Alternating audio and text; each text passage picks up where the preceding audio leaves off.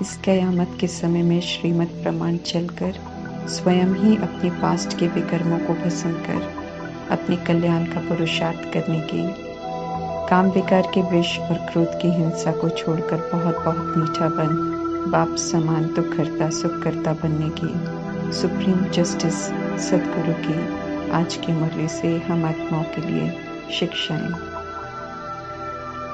संकल्प संगम योगी खजाना है जो हमें परमात्मा से मिलता है। संकल्प शक्ति है जिसे कायदे से यूज करने की विधि बताते हैं परमात्मा। संकल्प व्यर्थ न जाए इसलिए परमात्मा समझाते हैं कि ऐसे संकल्प करो जो उनको ऑफर कर सकें। शेष किसी भी तरह का संकल्प ना उठे। समझ मिलने के बाद संकल्प अगर व्यर्थ गए या नकारात्मक हुए तो सजाएं भी हैं। पास विद ऑनर का वरदान प्राप्त करने के लिए परमात्मा कहते हैं कि अपने ही संकल्पों की उलझन जो कि सजाओं का स्वरूप है उससे परे रहने वाले बनो। पास विद ऑनर वे ही होते हैं जो मन में भी संकल्पों से सजा न खाएं। श्रीमत के विपरीत किए हुए संकल्प बोल कर्म की सजा तय हो जाती है। भूलों की सजा धर्मराज द्वारा तो मिलती है, लेकिन उससे पहले अवज्ञाओं की सजा संकल्पों की उलझन द्वारा मिलती है। जब कुछ भी समझ नहीं आता है कि अब क्या करें, धर्मराज की सजा न मिले ये तो ध्यान रखना है, लेकिन उससे भी पहले संकल्पों की उलझन की सजाओं से भी परे रहने वाले बनने की समझ दे रहे हैं कल्याणकारी परमात्मा। संकल्प से ही शुरुआत होती है, फिर बाद में वाणी कर्म संबंध संपर्क की बात आती है। इसलिए संकल्पों पर हमें विशेष ध्यान देना है। उल्टा कुछ नहीं सोचना है, बल्कि परमात्मा सिखाते हैं कि स्व के लिए सभी के लिए हर परिस्थिति में सिर्फ शुभ सकारात्मक शक्तिशाली पवित्र सुखदायी कल्याणकारी संकल्प करने हैं। सिर्फ ऐसे ही संकल्प परमात्मा को ऑफर कर सकते हैं। नहीं करने से संकल्पों में उलझन पैदा होती है। परमात्मा फरमान करते हैं कि ऐसी प्रतिज्ञा करो कि समर्थ सकारात्मक श्रेष्ठ संकल्प करेंगे, ध्यान रखेंगे संकल्पों में भी उलझन पैदा न हो, तब पास विद ऑनर होंगे। चाहे व्यक्ति वायुमंडल परिस्थिति कैसी भी हो, हमारे संकल्प श्रीमद् प्रमाण होने चाहिए।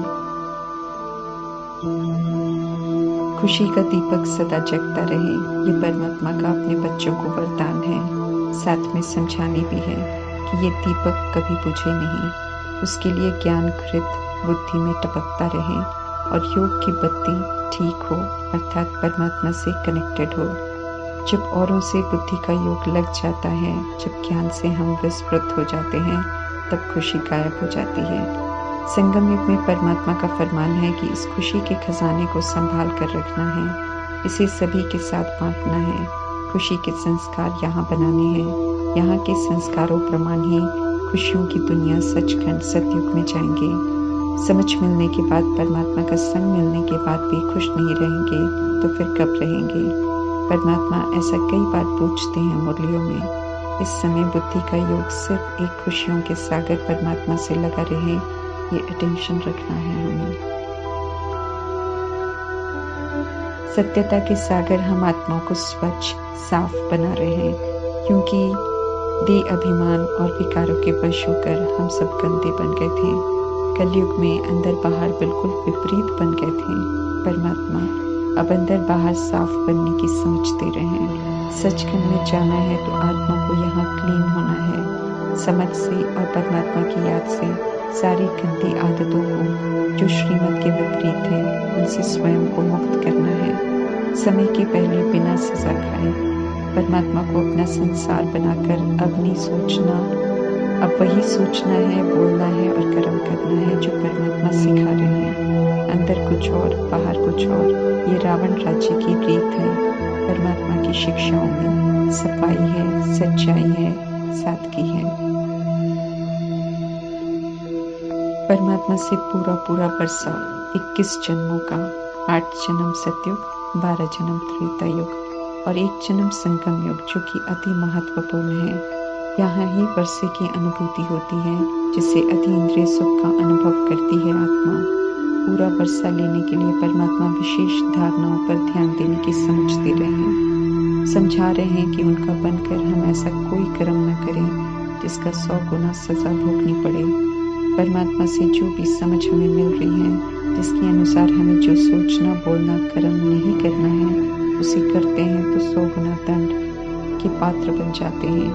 मातेश्वरी समझाते हैं कि समझ मिलने के बाद खुद को देह समझना ही सबसे बड़ा विक्रम है। यहाँ से ही बाकी के पाप कर्मों की शुरुआत होती है। परमात्मा की श्रीमत है, अपने को आत्मा समझो, तो हमें खुद को आत्मा समझना है और आत्मा के स्वधर्म में रहकर सोचना, बोलना, कर्म करना है। मीठे परमात्मा के बच्चे हैं हम सब, इसलिए अपने अंदर से कड़वाहट के अंश और वंश को पूरी तरह खत्म करना है। और जैसे परमपिता परमात्मा आप समान मीठा बनने की विधि मुरली द्वारा सिखाते हैं, वैसा हमें मीठा बनना है। मुख से कोई कड़वा बोल न निकले किसी के लिए, क्योंकि कड़वे बोल आत्मा को दुख देते हैं, हिसाब बन जाता है। दुख देंगे तो परमात्मा कहते हैं कि दुखी होकर मरेंगे। कर्तव्य की तरफ ध्यान खिंचवाते हुए परमात्मा समझा रहे हैं कि हम सब दुखहर्ता, सुखकर्ता के बच्चे बने हैं, इसलिए सभी के दुख हरने वाला बनना है। मनसा अर्थात सोच से, वाचा अर्थात बोल से, कर्मणा से अर्थात कर्म से सभी को सुख देना है। कोई स्तुति करे, कोई निंदा करे, रिटर्न है जो हम आत्माओं को मिलता है। कभी स्तुति की होगी तो कोई स्तुति उस समय रिटर्न कर रहा है, निंदा की होगी तो वो भी रिटर्न में मिल रही है, क्योंकि कयामत के इस समय में जो इस सृष्टि पर दिया लिया है वो सेटल हो रहा है। अब निंदा स्तुति में समान रहकर सभी की ओरिजिनल सद्गुणी विशेषताओं को देखकर सभी की महिमा कर सभी को खुशियां देनी है। किसी की निंदा स्तुति का हम पर कोई भी प्रभाव न पड़े। आत्मा एक शरीर छोड़कर दूसरा लेती है, ये यथार्थ नहीं मालूम होता है, इसलिए कोई शरीर छोड़ देता है तो भी उनके नाम का भोजन खिलाते हैं, जिसे पितृ को खिलाना कहते हैं। दुनिया में कहते हैं कि स्वर्ग के आप परमात्मा पूछते हैं, फिर रात अर्थात कलयुग में क्यों बुलाते हो। खिलाने के कायदे के लिए परमात्मा कहते हैं कि 12 महीने बाद उनके नाम का खिलाकर खत्म कर देना होता है, परंतु यहाँ तो हर वर्ष खिलाते हैं, याद करते रहते हैं। सतयुग में कोई ऐसा नहीं करता है, क्योंकि वहाँ कोई किसी को दुख नहीं देता है, कोई कड़वा नहीं बोलता है, कोई पाप नहीं करता है। कलयुग में ये आम बात है, इसलिए यहाँ ऐसे रीति रिवाज बनते हैं जो हर साल खिलाते हैं और हर साल याद भी करते हैं। सतयुग सुबह में जाना है तो सतयुग परमात्मा कहते हैं जो जितना पुरुषार्थ कर अंदर बाहर साफ रहेगा उतना ऊंच मर्तबा लेगा। दुख देना, कड़वा बोलना, पाप करना हमारी आदत नहीं होनी चाहिए। और समझ मिलने के बाद अब सारे हिसाब किताब परमात्मा के साथ हमें बनाने हैं। मनुष्य आत्माओं से पुराने हिसाब किताब चुकता करने हैं, शुभ भावना शुभकामना से, नए तो बिल्कुल नहीं बनाने हैं। रावण राज्य की गंदी चंचलता को परमात्मा खत्म करवाते हैं। जितना हम योग में रहेंगे उतना गंदगी खत्म होगी। परमात्मा कहते हैं कदम कदम पर देखते रहो, कोई पाप कर्म करते तो नहीं हो। खुद मीठा बनकर औरों को मीठा बनाते हैं, क्योंकि यहाँ पहले खुद बनकर औरों को करवा सकते हैं। खुद कड़वे होकर दूसरे को मीठा नहीं बना सकते हैं। परमात्मा कहते हैं किसी के गलत को गलत रहकर सुधार नहीं कर सकते हैं, गलत करके छिप भी नहीं सकते हैं। किसी भी विधि से सब कुछ सामने आ जाएगा। परमात्मा वार्निंग देते हैं कि उनका बनकर उल्टा सुल्टा कर्म करेंगे तो बहुत कड़ी सजा भी खाएंगे और मर्तबा भी अच्छा नहीं मिलेगा। हमें याद रखना है कि परमात्मा देवता बनने के लिए पढ़ा रहे हैं। देवता अहिंसा परमो धर्म है, इसलिए विकारों की हिंसा से स्वयं को हमें मुक्त करना है। सोच पर भी बहुत कड़ी नजर रखनी है, न सोच न बोल न कर्म में श्रीमत के विपरीत चलना है। दुख नहीं देने से और सुख देने से किए हुए कर्मों का हिसाब किताब चुकता हो जाता है। पिछले जन्मों का तो याद नहीं, लेकिन इस जन्म में किए हुए पाप कर्मों के बारे में परमात्मा को सच सच बताने से कट जाएंगे, आधे कट जाएंगे। पिछले जन्मों का याद से और पुण्य कर्म करने से कट जाएंगे, परंतु अब जो करेंगे उसका कड़ा हिसाब बन जाएगा। वो नहीं कटेंगे, बल्कि 1 का 100 गुना दंड भोगना पड़ेगा। अभी ज्ञान, योग, धारणा, सेवा के पुरुषार्थ से हमें खुद को सजाना है। हम आत्माओं को योग बल से सतोप्रधान बनना है। जितना हम योग में रहेंगे उतना हम पावन बनेंगे। नाराजगी, क्रोध, आवेश कूट कूट के अंदर भरे हुए हैं, इसलिए निकलने में समय लेते हैं। निकल जाएंगे तो अभी संगम युग में भी सुखी रहेंगे। इसलिए परमात्मा कहते हैं बहुत बहुत मीठा बनो।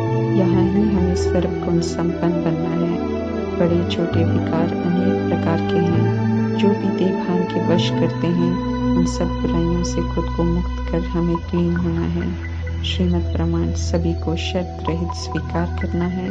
सहन करना, समेटना, समा लेना, विस्तार को सार में ले आना, सहयोग देना, संतुष्ट रहना, ये मुश्किल अनुभव होता है, लेकिन एक एक श्रीमत पर चलने से आत्मा शक्तिशाली बनती है।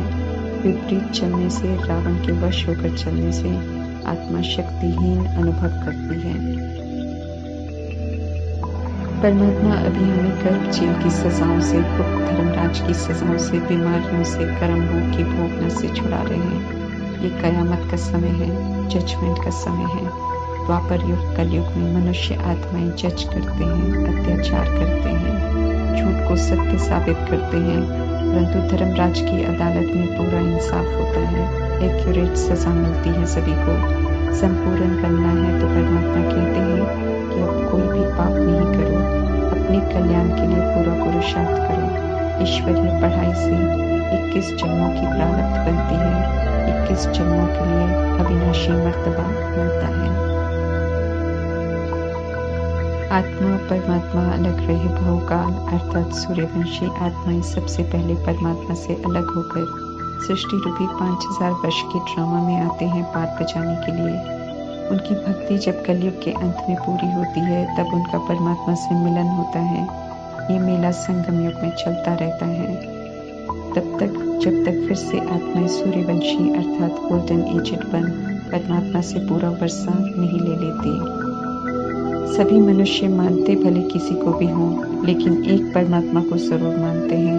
ये भी मानते हैं कि सभी भाई भाई हैं, परंतु यथार्थ समझते नहीं हैं। अब परमात्मा स्वयं आकर बताते हैं कि कैसे वे सर्वात्माओं के पिता हैं और कैसे हम सभी आत्मा रूप में आपस में भाई भाई हैं।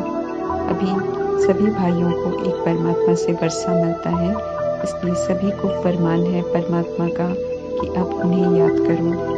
आत्मा रूपी भाइयों को याद नहीं करना है। समझ मिली है कि धर्म स्थापक भी आत्मा रूप में भाई हैं। वे भी परमात्मा को ही याद करते हैं, इसलिए किसी को कुछ नहीं देंगे न बचाएंगे। वे भी इस समय ड्रामा में अपना पार्ट बजा रहे हैं। जैसे कृष्ण साधारण बन गए हैं, ऐसे वे भी साधारण रूप में हैं। एक परमात्मा ही सदगति दाता है और सभी आत्माओं को अब वापस घर जाना है, ये हमें याद रखना है। एक पवित्रता का धर्म स्थापन करते हैं परमात्मा तो अधर्म का विनाश हो जाता है।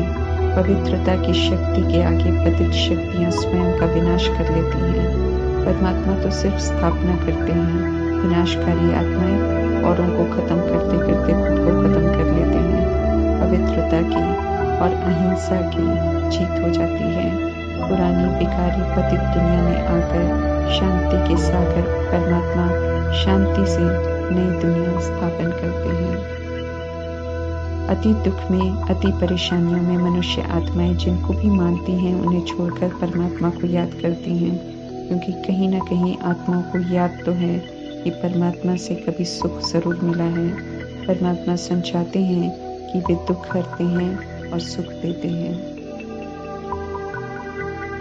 सदैव जागृत अवस्था में अर्थात आत्मिक स्मृति में रहने वाले ही लाइट हाउस बनते हैं और दूसरों को भी सही रास्ता बनाने की सेवा करते हैं। हम परमात्मा के बच्चे परमात्मा से पढ़ रहे हैं तो हमें इसकी सदा खुशी रहनी चाहिए और अच्छी रीति पढ़कर उनकी श्रीमत पर चलकर उनसे पूरा पूरा वर्षा लेने की तमन्ना रखनी चाहिए। ऐसा सोचते हैं परमात्मा। तमन्ना होगी तो उसे पूरा करने का हम सब पुरुषार्थ जरूर करेंगे। कलयुग स्वर्ग है, यहाँ की सुविधाएं स्वर्ग हैं। विकार बहुत ज़रूरी है। ये सोच कीर्ति कला में ले जाने वाली है, धोखा देने वाली है। परमात्म प्यार से अविनाशी वर्षे से वंचित करने वाली है। इस समझ से दूर है मेजॉरिटी आत्माएं, इसलिए सत्य सुनते हुए भी उन्हें असत्य पसंद है। परमात्मा के कहने पर भी विकार का विष नहीं छोड़ना चाहते हैं। रहम दिल परमात्मा सत्य बताकर फिर सावधानी भी देते हैं कि विकार में जाना नहीं छोड़ेंगे तो धर्मराज की बहुत सजाएं खाएंगे, शारीरिक कष्ट और भय अनुभव करेंगे।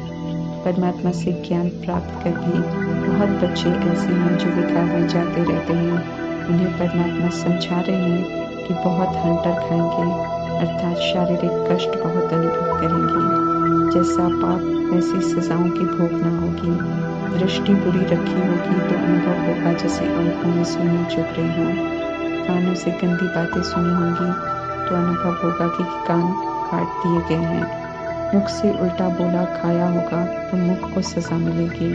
इस विधि से सख्त शिक्षाएं मिलती थीं जब दादियां शुरू में यज्ञ में समर्पित हुई थी।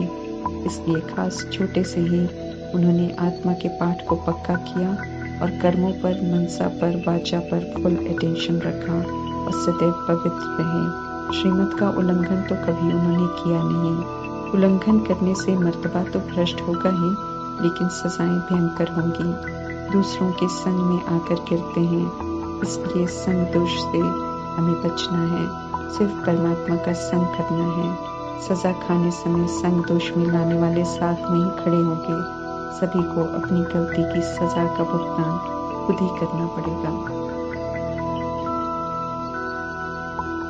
ज्ञान की गहराई में जाकर उसका स्वरूप बनने से बेदाग हीरा बनते हैं। इस समय है सच्चा हीरा बनने की। इसलिए कर्मों की फिलॉसफी को बुद्धि में स्पष्ट रखकर परमात्मा बार बार समझा रहे हैं कि देह अभिमान और विकारों वश होकर अब कोई भी पाप कर्म नहीं करो।